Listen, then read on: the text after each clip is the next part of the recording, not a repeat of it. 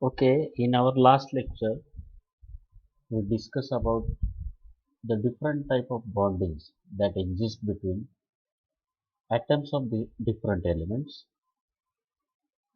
The bonding may be ionic bonding, covalent bonding, or metallic bonding. That bonding is nothing but it is basically an interatomic force that force holds those atoms together. Now, after having knowledge about these interatomic forces, now let us see how these atoms are arranged, whether this atomic arrangement is with some particular pattern or not.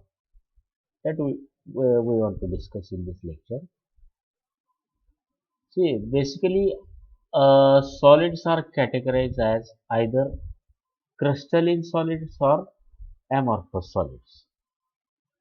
This is the basic categorization for every solid.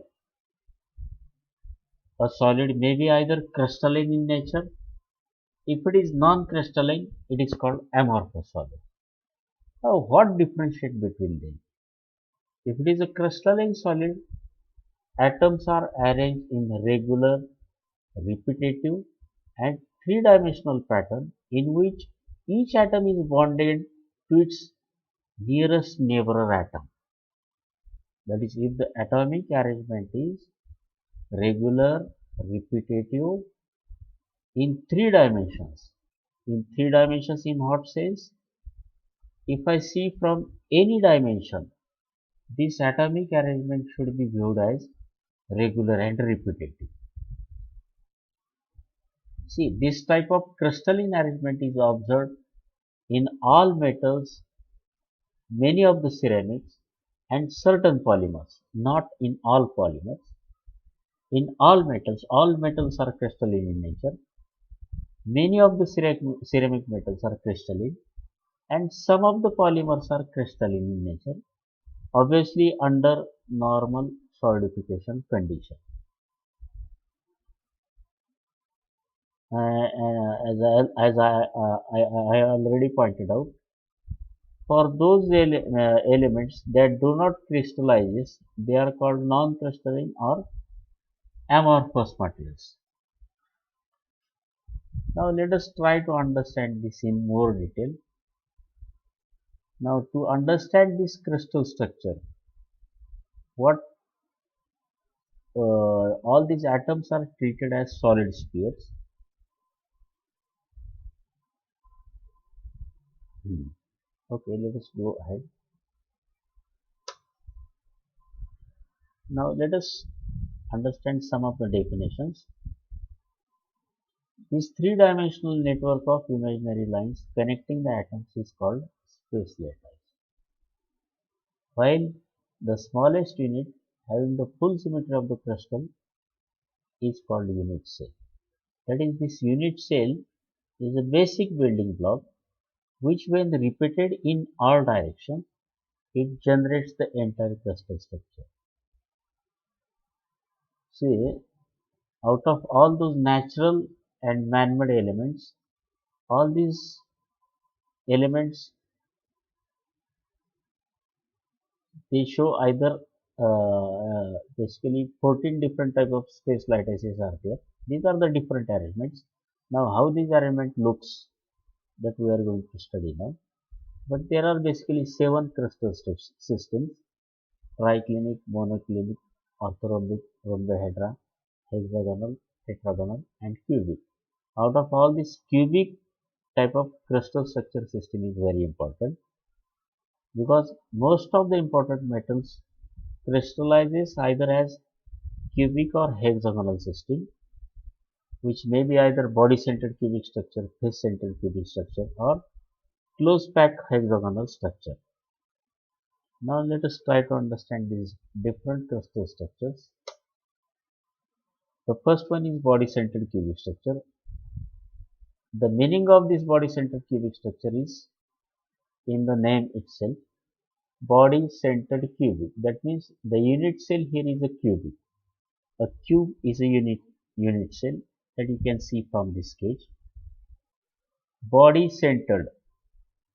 The meaning of this is this atom which is located at the center of this unit cell. 8 atoms are located. 8 atoms are located at 8 corners of a unit cell. See, this is the simplified representation, and actual representation is like this, and the more realistic representation is like this. 8 corner atoms are there, and one atom is at the center of this cubic unit cell. Now, obviously, this arrangement, whether it is densely packed or loosely packed, now in order to understand this, one number is calculated for all these crystal structures, that is called the number of atoms, effective number of atoms per unit cell. How it is calculated? It is calculated by summing this, that is Ni is the number of interior atoms, number of face atoms, and number of corner atoms. Now let us apply this logic for this body centered cubic structure. The number of interior atoms, which is the sole property of that unit cell, is only 1 here. The number of face atoms, there is no face atom for this body centered cubic structure, 0. And the number of corner atoms, 8 corner atoms are there, and these 8 corner atoms is shared among another 8 unit cells. One corner atom is shared by 1, 2, 3, 4 and another 4 cubes. That is, the effectiveness of all these 8 corner atoms for this particular unit cell is only 1, 8 by 8. That is, total effective number of atoms for this body centered cubic structure is 2. As I already pointed out, most of the elements crystallizes in body centered cubic structure. Now for this, some of the examples are given: chromium, tungsten, alpha iron, delta iron, molybdenum, vanadium and sodium. These metallic elements crystallizes as body centered cubic structure. What you have to remember? You have to remember this cube. 8 corner atoms located at 8 corners, and one atom at the center of this unit cell, which is the sole property of this unit cell. Now the next is face centered cubic structure. You can note down the difference.